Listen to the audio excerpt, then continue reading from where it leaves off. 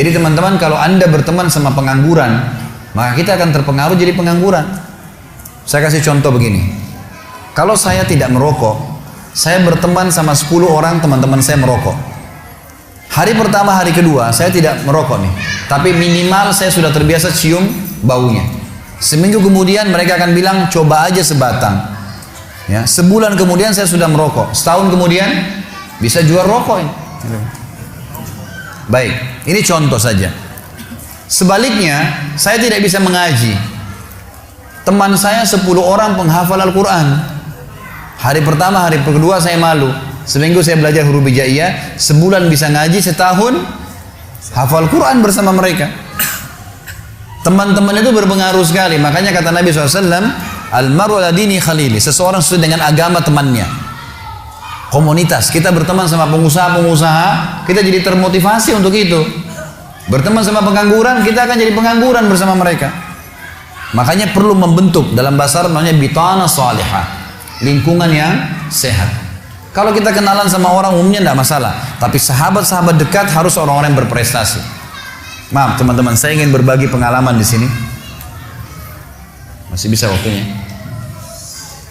Baik. Saya pernah waktu kuliah di Madinah, ini pengalaman saya sering ceritakan karena memang saya rasa itu prestasi yang saya dapatkan dan saya ingin berbagi supaya teman-teman juga bisa ngambil jadi pelajaran. Saya sekarang motivasi anak-anak saya untuk menerapkan itu, gitu kan. Saya pernah waktu kuliah tingkat 1 kuliah di Madinah teman-teman sekalian, nilai saya standar saja, biasa gitu.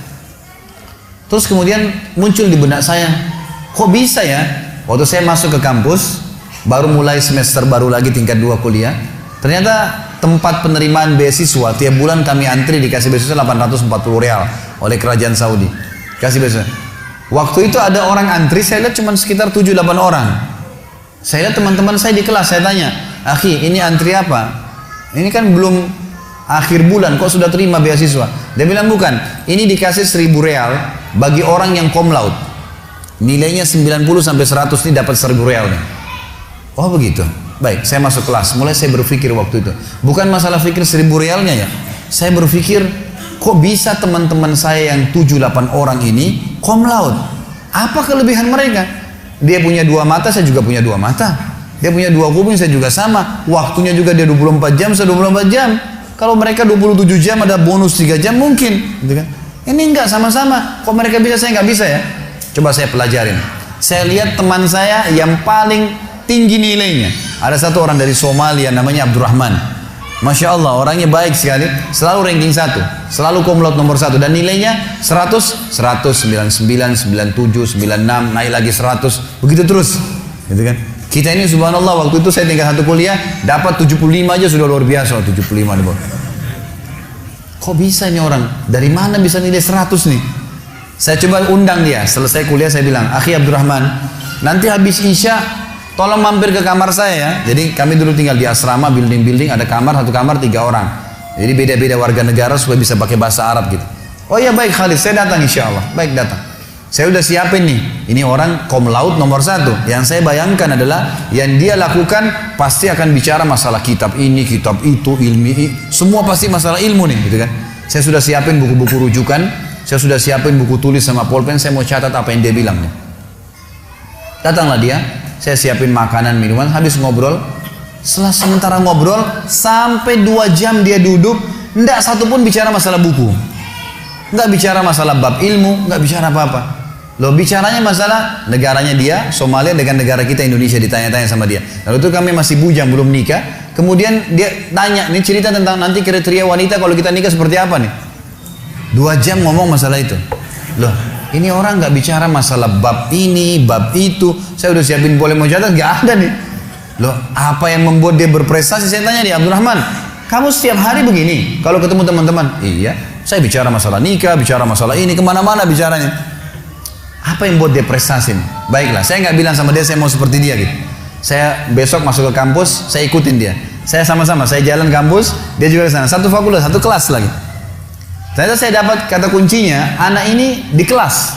Jadi di kelas ini dia kalau duduk, ini dosen syekhnya datang. Kalau dia, syekh sudah datang, ada 5 materi setiap hari. Dia datang, syekhnya datang, dia duduk, tutup pintu, mulai baca tahmid dan salawat, kemudian mulai materi, dia hadapkan mejanya ke syekhnya, dia ambil meja paling depan, misal gini, ini di depan langsung berhadapan. Setiap syekh ngomong, dia seperti cuma dia sama syekh berdua, nggak ada orang lain nih.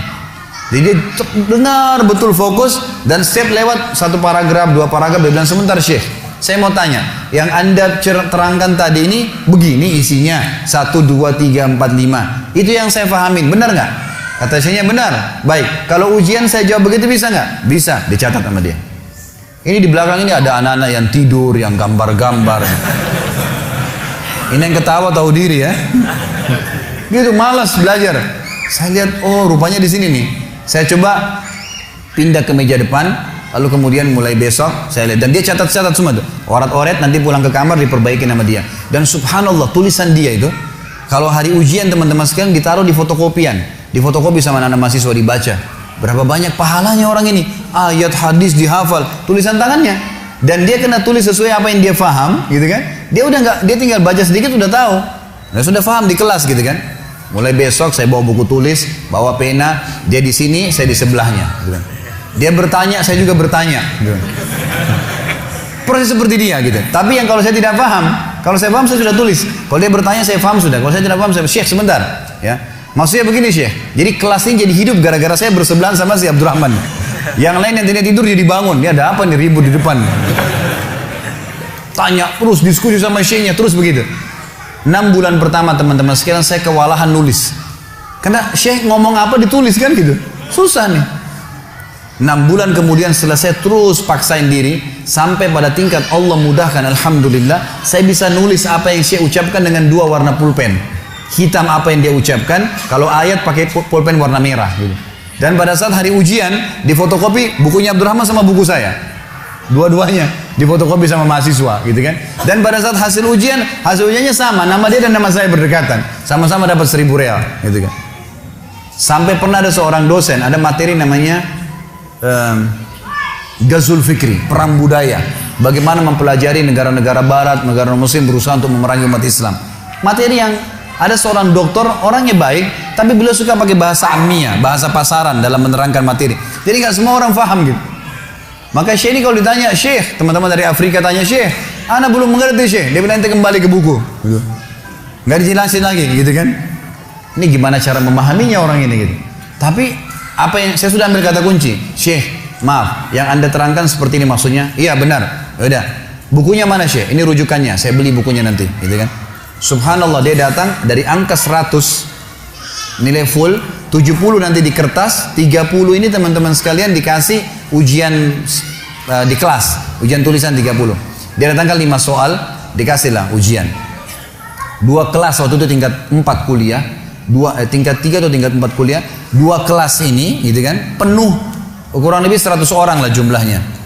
Dikasih ujian, datang sini minggu depan marah-marah. Kalian apa ini?